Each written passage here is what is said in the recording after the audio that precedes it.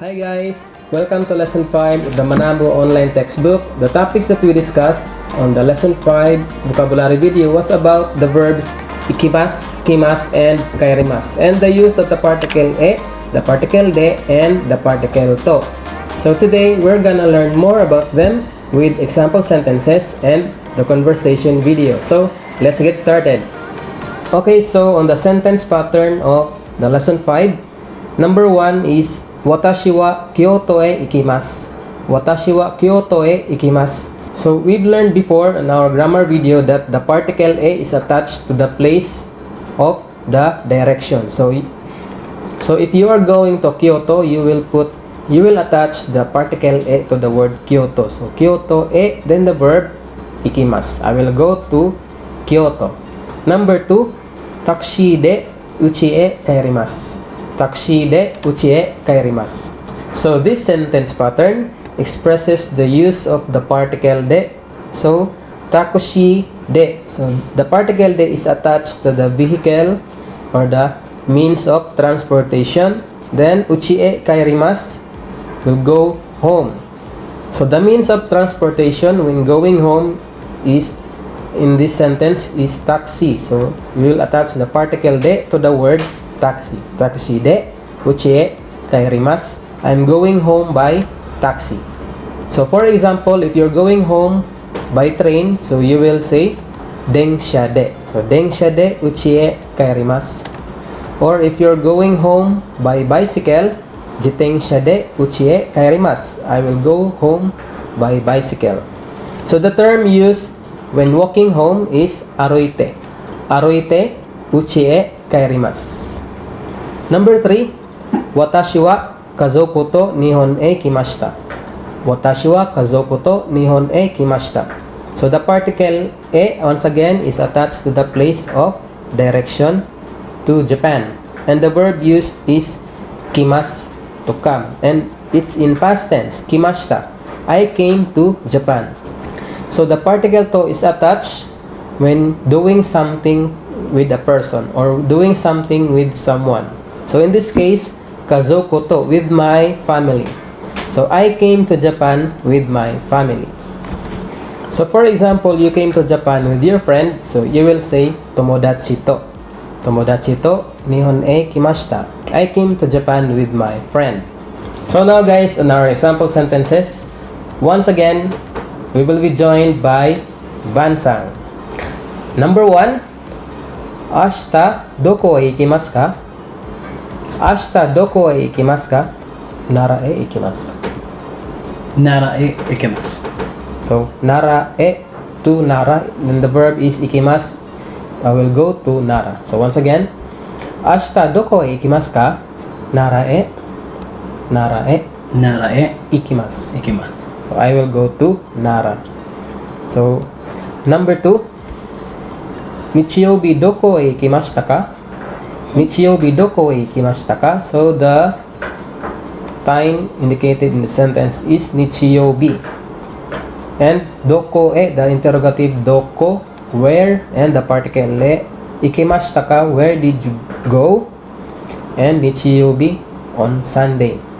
Doko e mo ikimasen deshita. Ikimasen deshita. Okay.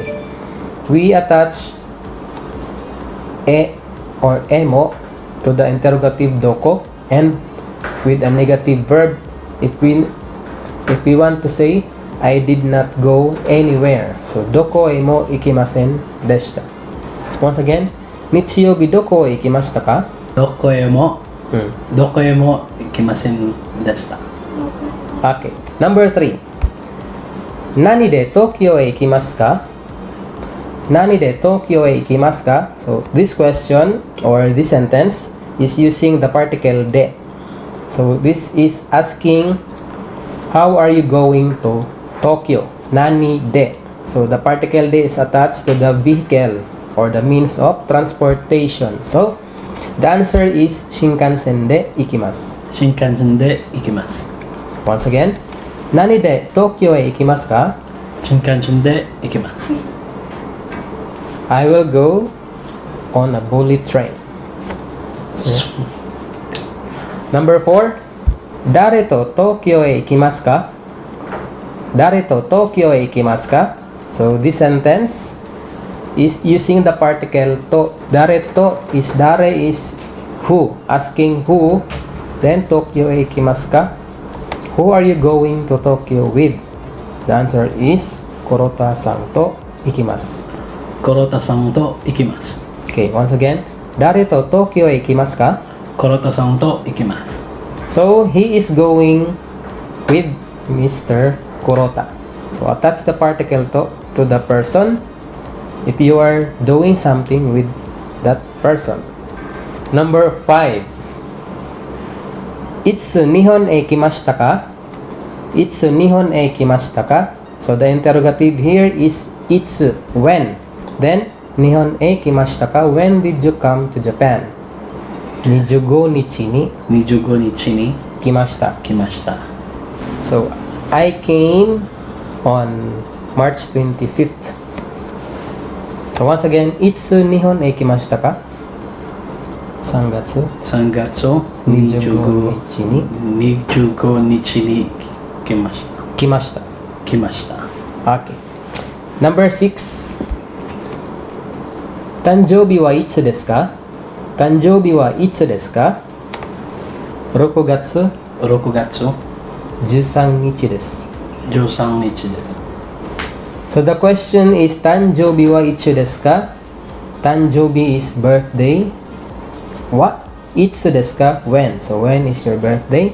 The answer is 6月13日です。It's June 13th. So now guys, let's jump to the conversation video. Let's go.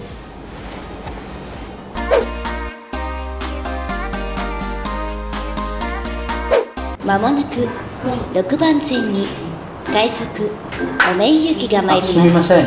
はい。question までいくらですか？ 350円です。 350円ですね。はい。ありがとうございました。どういたしまして。 1番線に天王寺行きが到着します。すみません。はい。甲子園は何番線ですか？ 5番線です。どうも。黄色い線路内側までお下がりください。すみません。はい。この電車は甲子園に行きますか？いいえ、次の普通ですよ。そうですか。どうも。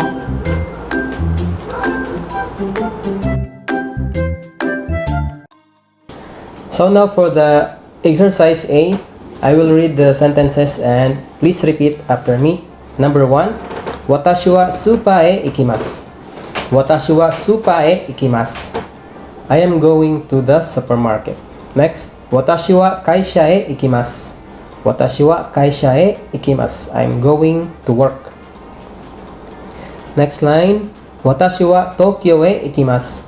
私は東京へ行きます。I am going to Tokyo. And the interrogative is あなたはどこへ行きますか？あなたはどこへ行きますか？ Where are you going? Number 2. So let's start from the interrogative. あなたはなんで会社へ行きますか？ So we can use なんで or 何で。あなたは何で会社へ行きますか？ How are you going to work? So this is asking about the means of transportation or the vehicle. So the answers, 私はバスで会社へ行きます。私はバスで会社へ行きます。I'm going to work by bus. Next is 私は地下鉄で会社へ行きます。So 地下鉄で I'm going to work on a subway.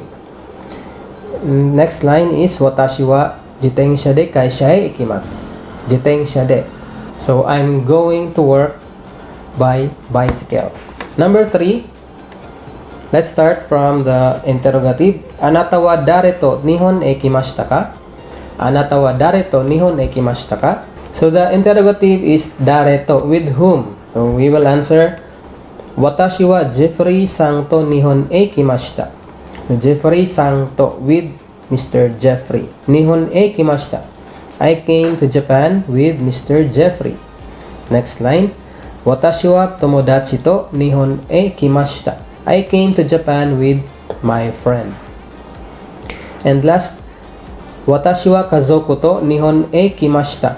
So, kazoku to, I came to Japan with my family. Number 4, let's start from the interrogative. Anata wa itsu kuni e kaerimasu ka? Anata wa itsu kuni e kaerimasu ka? When are you going back to your country? So, the answers are Watashi wa 7月15日に国へ帰ります. So, 7月15日に国へ帰ります. I'm going home on July 15. Next line. Watashi wa 日曜日に国へ帰ります. So, the particle ni is optional. You can use particle ni or you can omit the particle ni. So, 日曜日国へ帰ります or 日曜日に国へ帰ります. Next line. 私は来週国へ帰ります. So, 来週 is next week. So, I'm going back next week. So, that's all for this lesson, guys. Make sure to watch our grammar videos on our YouTube channel. では、またね。